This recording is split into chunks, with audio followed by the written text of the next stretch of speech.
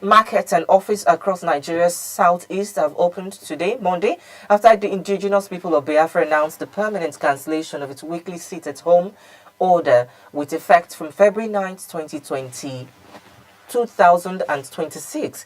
The group's spokesman, Emma Powerful, said the directive came directly from the leader Nnamdi Kanu, ending a protest first declared in August 2021 over his arrest and detention. He said there is now no justification for residents to stay indoors, warning that anyone attempting to enforce sit-at-home would be acting against Kanu's order. The decision follows years of disruption marked by violence, death, and heavy economic losses in the region. Authorities have urged residents to resume normal activities calmly, while IPOB also cautioned against intimidation and warned government to avoid shutting markets without consulting traders. This is a welcome development for the state. We've seen this happen over years, that according to their leader, Nnamdi Kanu, who is still being incarcerated by the Nigerian government, whether or not you believe the allegations levied against him or the injunction by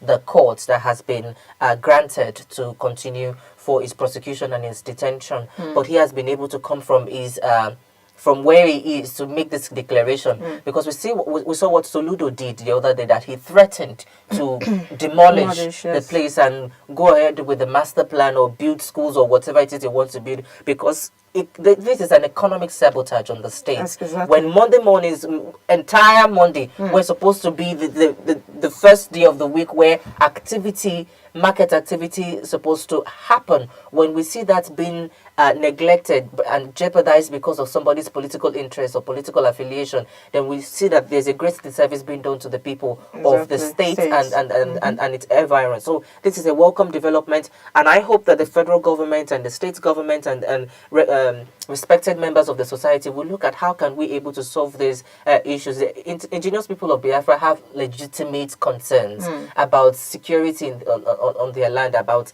the management of their resources, about things that are very pertinent to them. But they must be able to exercise that displeasure or express themselves in a civil and orderly manner. And that's what the federal government of Nigeria is doing, that you cannot make announcement. You're not the governor, you're not a sitting member of any political institutions in Nigeria with the power to declare sit-at-home. And people continue to respect that because of the authority with you assumed among them. Yeah. So out of fear as well, because when everybody's closed and you open your shop, you don't know what will happen to you. But I'm happy that we've been able to resolve this.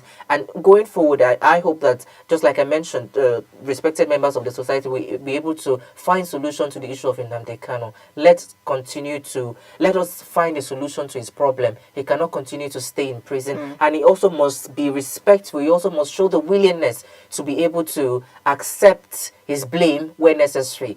Because you cannot continue to say that the federal government has wronged you or the state has wronged you or the citizens has wronged you, and you continue to hold the people ransom based on your own personal interest. Nigeria is all our interest, and we need to go forward. No part of Nigeria is going to leave the country shortfall of any referendum that is sanctioned by the government. I mean, I'm just looking at this as something that history is going to judge one day. That's how I'm looking at it, because I mean, something you mentioned was the most interesting part of this whole putting an end to this sit-at-home is the fact that the order is coming directly from Nnamdi Kanu. I mean, that tells us that how should I put it? It tells us that where legitimacy still resides for the place where legitimacy still resides for many followers, because I mentioned fear.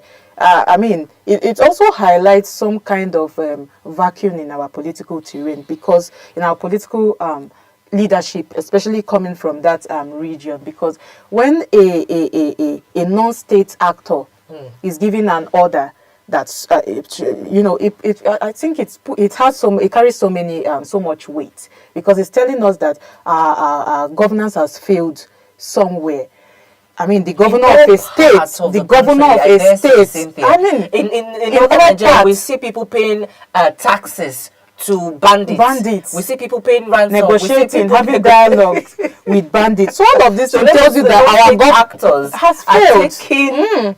the power and the responsibility of the government, which are supposed to have the monopoly over governance of a state. We have failed somewhere. This only shows that we have failed, because how can the governor of a state come out, give an order, and people refuse to, follow that order? So, and another thing they should understand is that lifting this seat at home alone is very necessary, but it will not put an end to the problem automatically. We are looking at a social and economic problem here, because that trust somehow has been eroded from the minds of the people. So it is how to, reinstate that trust the people have in their government, in their state. That is what we are looking at here, and how to now build the state back. Because for a long time, mixed with fear, coercion, economic downturns, and all of those things have brought harm to the state. So I think that is what they should look at. They should look at the social and economic aspect of this.